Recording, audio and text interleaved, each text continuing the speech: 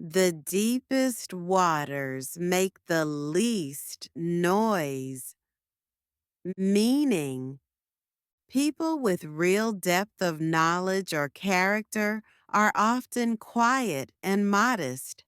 Superficial people tend to be louder and more attention seeking. True wisdom doesn't need to advertise itself. The most profound insights often come from careful observation rather than bold statements. Example: the most experienced doctor spoke least during the meeting. The deepest waters make the least noise.